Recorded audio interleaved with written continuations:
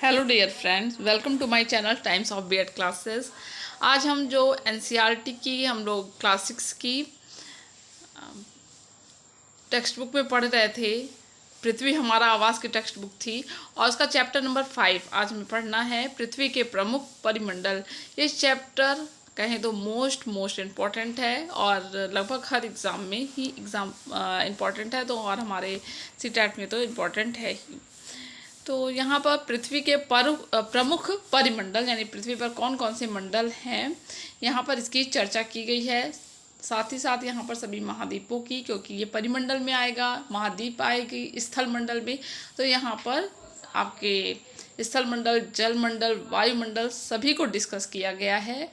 और ये रेफरेंस में महाद्वीप और सागर सबको बहुत अच्छा ये चैप्टर इसने बनाया है और पढ़ने में काफ़ी इंटरेस्टिंग है। और क्लास 6 की बुक है तो हर एक लाइन जो होती है वो उस स्टैंडर्ड के बच्चों की समझ से बनाई गई होती है, तो बहुत ही अच्छी समझ आप इसके साथ अपने डेवलप कर सकते हैं।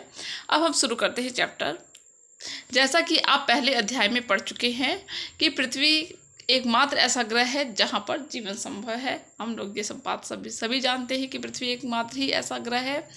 मानव यहाँ पर जीवित रह सकता है क्योंकि जीवन के लिए आवश्यक तत्व क्या क्या हैं? भूमि, जल तथा हवा पृथ्वी पर मौजूद है। आप सबको पता है पृथ्वी की सतह ऐसी है जहाँ पर पर्यावरण के 3 प्रमुख घटक आपस में मिलते हैं तथा एक दूसरे को प्रभावित करते हैं। पृथ्वी, आप ये चीज़ों को समझने की कोशिश कीजिए। अभी तक आपने पढ़ा है या हम क्लास 6 में रहे होंगे तो इस तरह कभी भी नहीं पढ़े होंगे, लेकिन पृथ्वी की सतह ऐसी है जिसमें पर्यावरण के 3 महत्वपूर्ण घटक आपस में मिलते हैं। इस लाइन का बहुत ही मतलब है, तथा एक दूसरे को प्रभावित करते हैं, यानी एक दूसरे से अलग नहीं है। पृथ्वी का ठोस भाग जिस पर हम रहते हैं उसे भूमंडल कहा जाता है। गैस की परतें जो पृथ्वी के चारों ओर से घेरी रहती है, गैस की परत रहती है जो पृथ्वी को चारों ओर से घेरती है, उसे आप क्या कहते हैं? वायुमंडल। यानी कि बीच में हमारी पृथ्वी है और उसको घेरी कौन हुई है? गैस की एक परत घेरी हुई है। तो सोचिए वायु वो क्या है? वो वायुमंडल है। इस तरह कॉन्सेप्ट आप बना के पढ़िए कि पृथ्वी बीच में है और चारों तरफ से गैस की एक परत उसको घेरी हुई है, जिसे आप क्या कहते हैं? वायुमंडल कहते हैं। हमेशा कभी कभी 1-2 लाइन के क्वेश्चन में आप वायुमंडल सीटेट में तो नहीं कहेंगे, सीटेट में लिखने की कोई बात ही नहीं होती है, लेकिन कहीं कहीं पीसीएस के भी पेपर होते हैं तो उसमें भी वायुमंडल, बहुत से तमाम एग्जाम होते हैं तो उसमें वायुमंडल क्या है, तो उस तरह के क्वेश्चन के लिए भी इस तरह की लाइनें बहुत ही महत्वपूर्ण हो जाती हैं। तो जब हम पढ़ रहे हैं तो बहुत ही अच्छे से पढ़ने की कोशिश करेंगे कि गैस की परतें जो पृथ्वी को चारों ओर से घेरती है उसे वायुमंडल कहते हैं, जहां ऑक्सीजन, नाइट्रोजन, कार्बन डाइऑक्साइड तथा दूसरी गैसें पाई जाती हैं। पृथ्वी के बहुत बड़े भाग पर जल पाया जाता है, जिसे क्या कहते हैं? जलमंडल कहते हैं। जल की सभी अवस्थाएं जैसे कि बर्फ, जल एवं जल वाष्प सम्मिलित है। तो ये किस में सम्मिलित है? बर्फ और जल वाष्प तीनों ही जल मंडल में सम्मिलित है। आगे देखते हैं, जीव मंडल एक सीमित क्षेत्र है। ठीक है, यहाँ पे जीव मंडल की बात कही गई है और उसको कहा गया है कि यह एक सीमित क्षेत्र है जहाँ स्थल, जल एवं हवा एक साथ मिलते हैं। ये भी लाइनें बहुत ही इम्पॉर्टेंट है कि जहाँ स्थल, जल एवं हवा के एक साथ मिलते हैं, जहाँ सभी प्रकार के जीवन पाए जाते हैं, उसको क्या कहते हैं? जीव मंडल। तो यहाँ आपको अपना क्लियर करना है कि वायुमंडल किसे कहते हैं, जीव मंडल किसे कहते हैं। क्लियर हो रहा होगा, वायुमंडल भी क्लियर हो गया होगा। जीव मंडल जहाँ स्थल, जल एवं हवा एक साथ मिलते हैं, जहाँ सभी प्रकार के जीवन पाए जाते हैं, वे जीव मंडल हैं। भूमंडल क्या है? तो पृथ्वी के ठोस भाग को भूमंडल कहते हैं। यह भूपर्पटी की चट्टानों तथा मिट्टी की पतली परतों का बना होता है, जिसमें जीवों के लिए पोषक तत्व पाए जाते हैं। पृथ्वी की सतह को 2 मुख्य भागों में बांटा जा सकता है। बड़े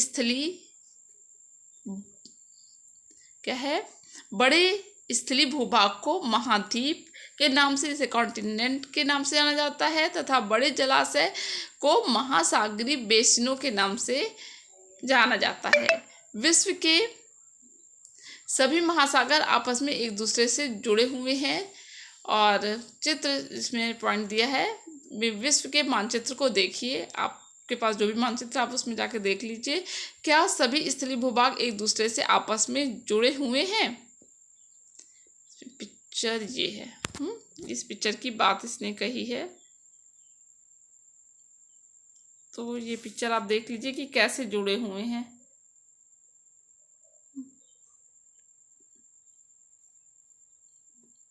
अच्छे से आपके पास जो भी मैप हो उसमें आप उस मैप में आप देख लीजिए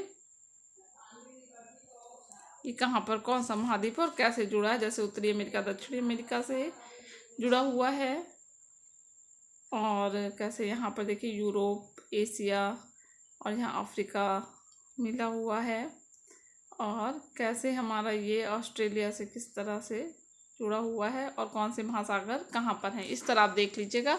आगे हम चलते हैं। विश्व का सबसे ऊंचा शिखर माउंट एवरेस्ट समुद्र तल से 8,848 मीटर ऊंचा है।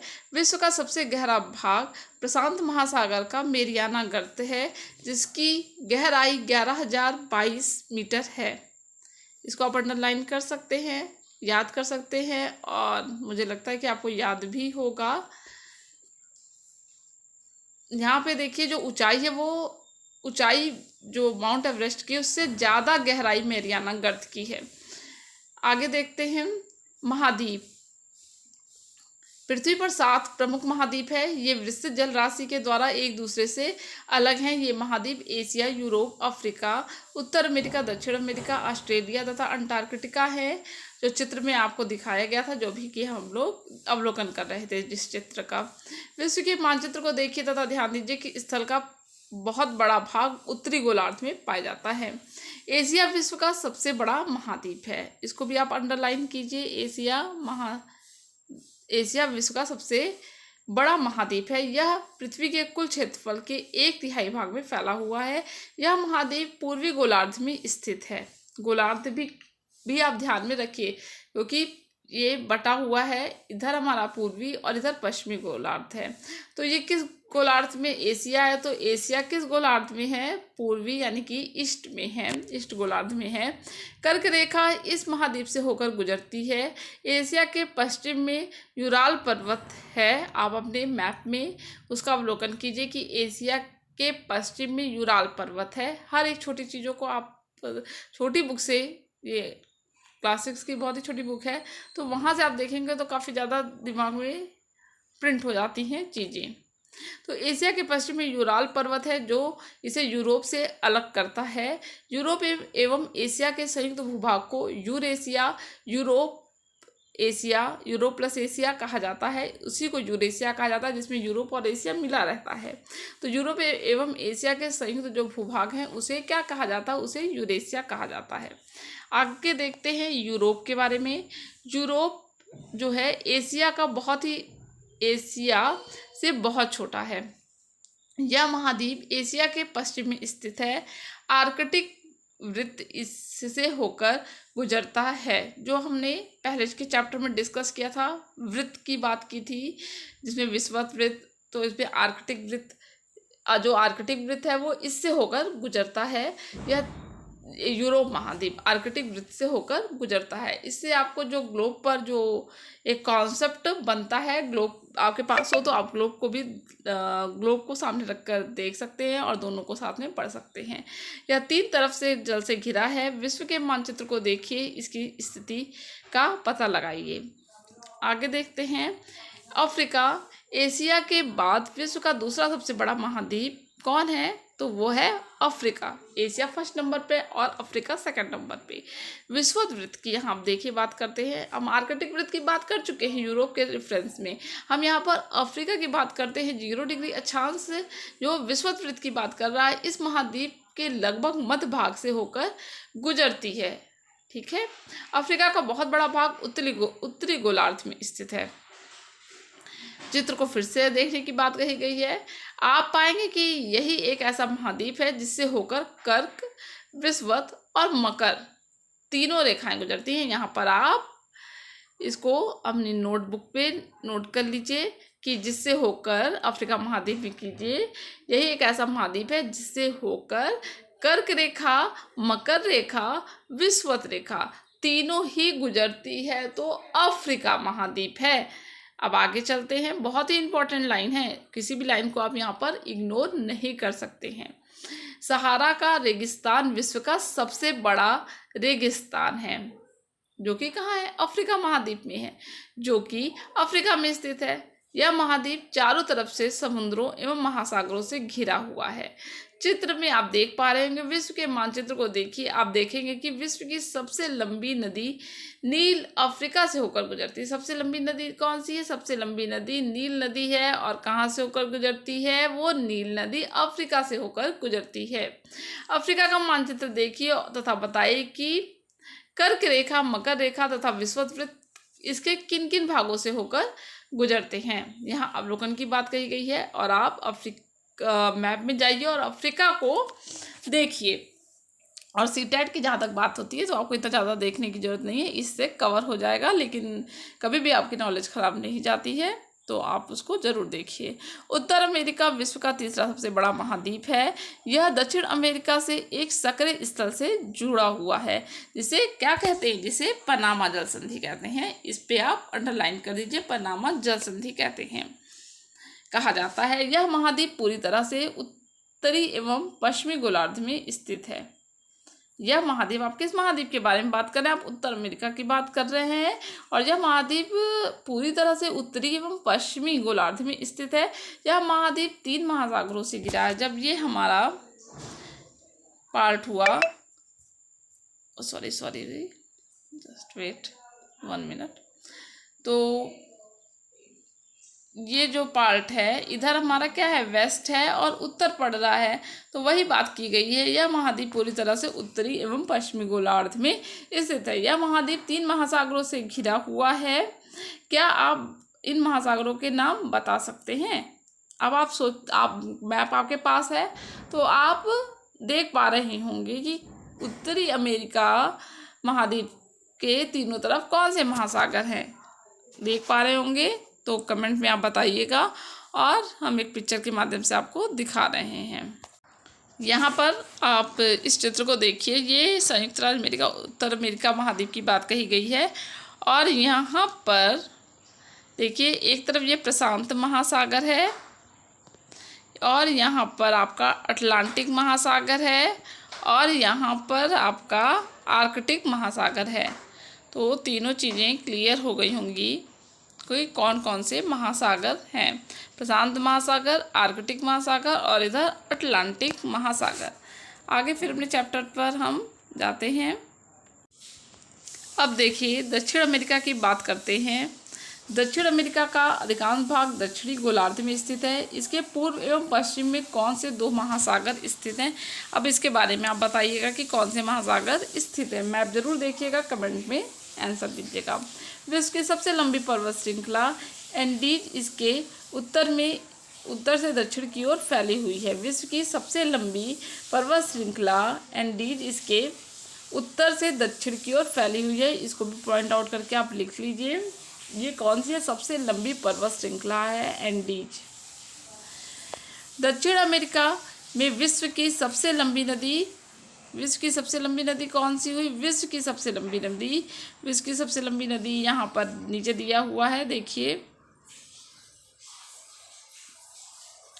यहाँ पे दिया हुआ है कि विश्व की सबसे लंबी नदी दक्षिण अमेरिका में अमेजन नदी बहती है। यहाँ पर हम जल संधि देखेंगे। जल संधि पानी का सकरा भाग जो 2 बड़ी जल राशियां जैसे समुद्र तथा महासागरों को एक दूसरे से जोड़ता है, उसको क्या कहते हैं? उसको जल संधि कहते हैं। यहाँ पर देखिए, उत्तर अमेरिका और दक्षिण अमेरिका जिसको पनामा जल संधि है। भारत एवं श्रीलंका के बीच भी एक जल संधि है। आगे देखते हैं,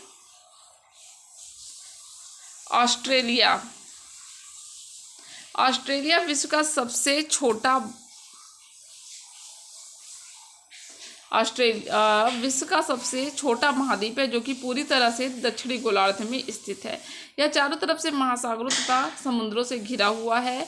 इस महाद्वीप इसे द्वीपीय महाद्वीप ऑस्ट्रेलिया को, क्योंकि वह चारों तरफ से समुद्र से घिरा हुआ है, इसलिए इसे द्वीपीय महाद्वीप कहा जाता है। फिर हम देखेंगे अंटार्कटिका क्या है। अंटार्कटिका एक बहुत बड़ा महाद्वीप है जो कि दक्षिणी गोलार्ध में स्थित है। दक्षिण ध्रुव इस महाद्वीप के मध्य स्थित है। जो दक्षिणी ध्रुव है वही इस महाद्वीप के मध्य में स्थित है। चूँकि यह दक्षिण ध्रुव क्षेत्र में स्थित है, इसीलिए यहाँ पर हमेशा क्या होती है, मोटी बर्फ की परत से ढका हुआ होता है।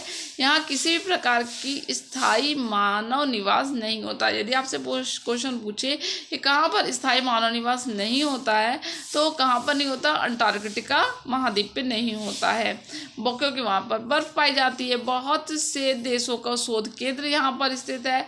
भारत के भी शोध संस्थान यहाँ पर है, जो मैत्री और दक्षिण गंगोत्री भी आप पॉइंट आउट करके इस नाम को लिख लीजिए, एग्जाम में बराबर ही पूछे जाते हैं।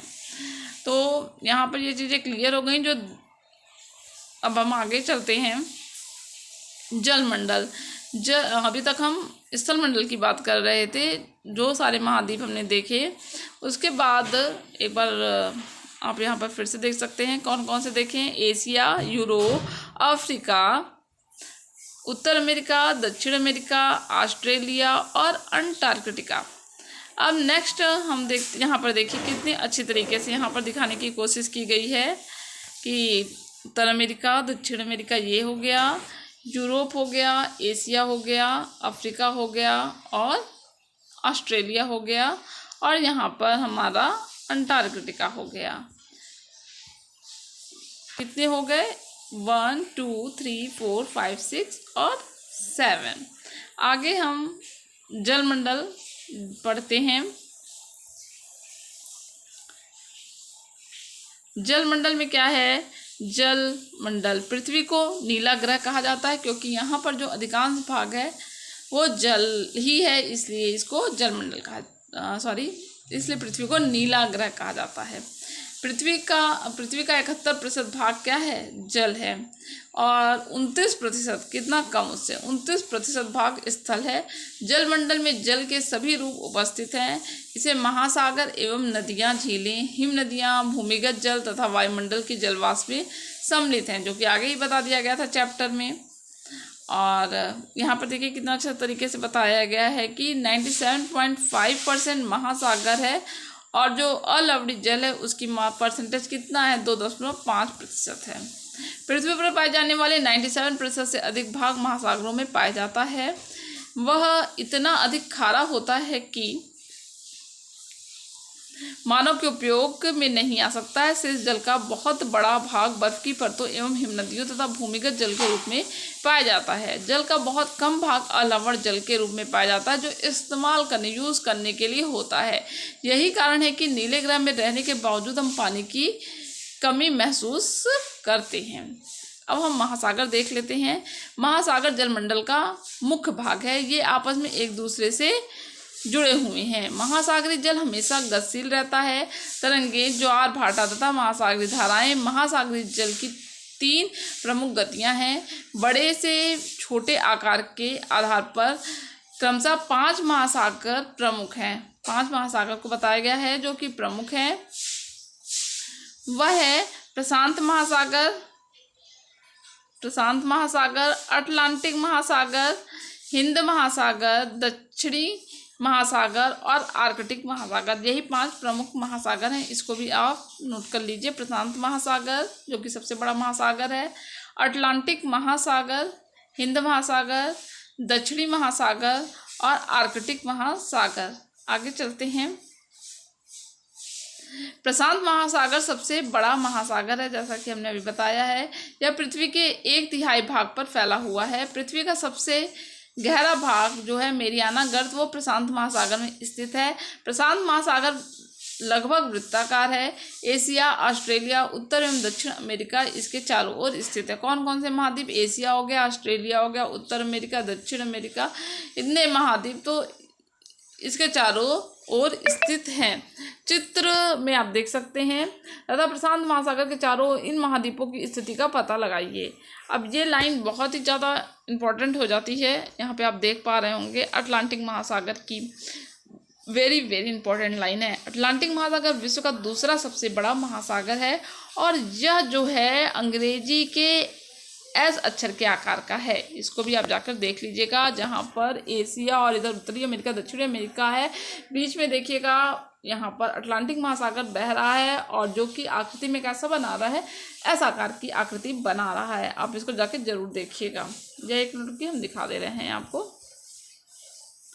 ये जो यहाँ पर एस आकार की आकृति बनती है, यहाँ पर देखिएगा ये एस आकार की आकृति बनती है। तो ये लाइन बहुत ही ज़्यादा इम्पोर्टेंट हो जाती है एग्ज़ाम में।